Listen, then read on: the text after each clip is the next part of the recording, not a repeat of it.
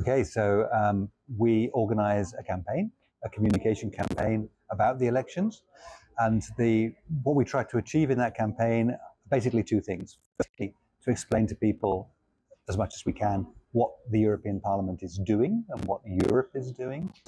So it's important for us to sort of package that and get into our storytelling about what that is, so that people know we answer that basic question. So what's it all about and what does it mean for me? That's a very important part of it. The second part, though, is to appeal to people with a message about participation and about democracy and about the importance of this vote. So we have this campaign. It's something we plan and execute before every European election. But I think it's over time it's becoming more and more important. And that is the campaign that, the reason that I'm here today and we're all doing this, it's all about building up this campaign. And it's something that we don't want to do by ourselves, but we want to do it with networks, with communities of people who share an interest in promoting democracy and getting people involved in these elections.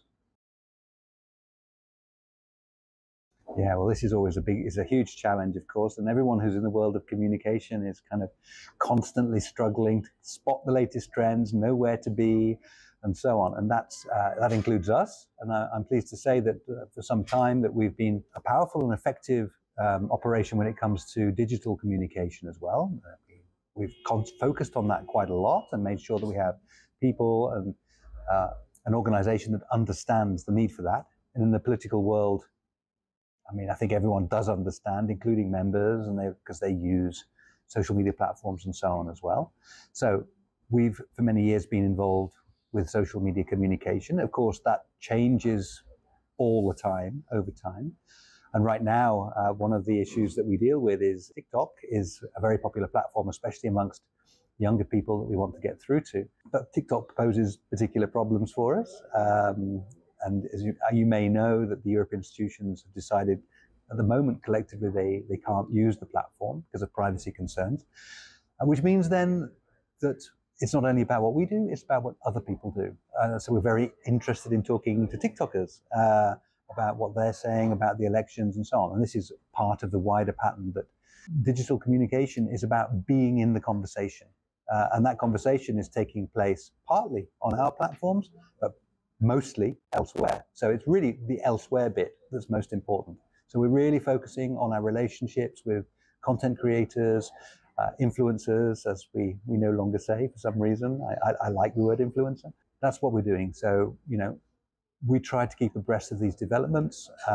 Also in terms of tonality, the mood, the fashions of the moment when it comes to digital communication.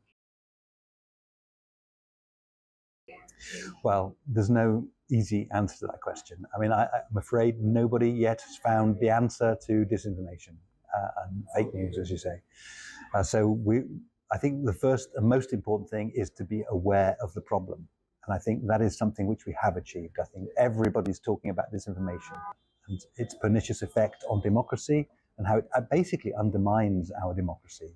And if you no longer believe that you can trust the information you receive, then we do have a problem about even agreeing on the set of facts about which then we can argue when it comes to political direction. That's a huge problem, but the fact that we acknowledge the problem is the first step in dealing with it, because then we're looking out for it and we try to find remedies. Now, there's fact-checking, for example, there's debunking, there's trying to spot stories emerging early on. And in order to be able to sort of head them off by communicating preemptively. There is media literacy and education and so on. These are long-term solutions, but all of these things are sticking plasters in effect. They deal with a problem which is there.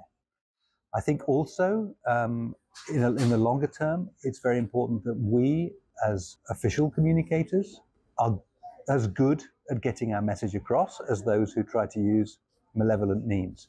And that means having a very strong story to tell, to be convincing, to be passionate, to engage with people's emotions as well as with their reason, and be very solid in the way we present our case.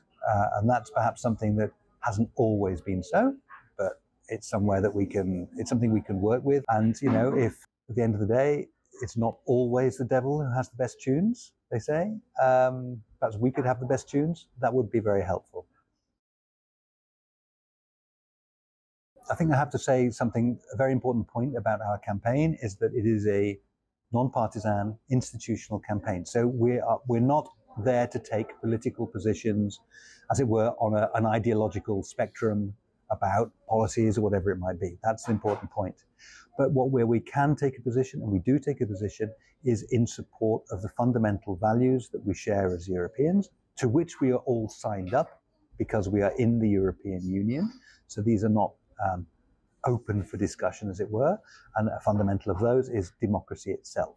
If a political force, an extremist party or whatever, is questioning those fundamental values, then I think it is legitimate for us to say, yes, that is a threat to democracy, and that is something that we oppose. We would hope, therefore, that in this election, that people will realize that, leaving aside all the things that divide us in terms of our political opinions, what we can unite around is the idea that we need politicians and parties which are signed up to our essential fundamental values.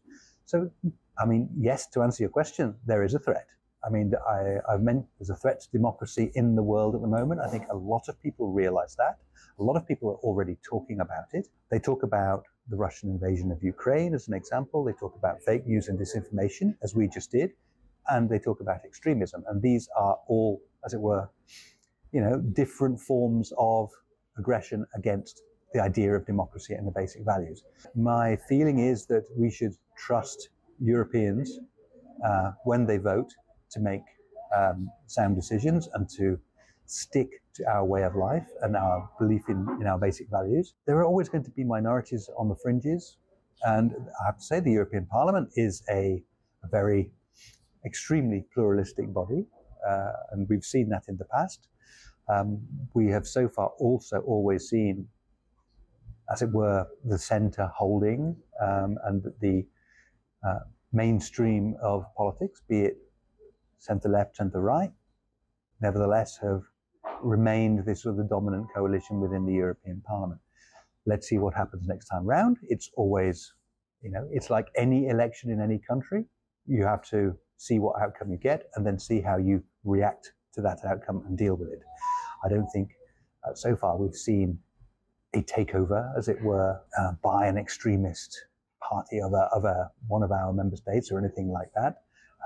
But we have many reasons to be concerned and looking at what is going on in the political world, which is, again, one reason that the European Parliament, as an institution, mandated its communication department to make this election about democracy and supporting democracy.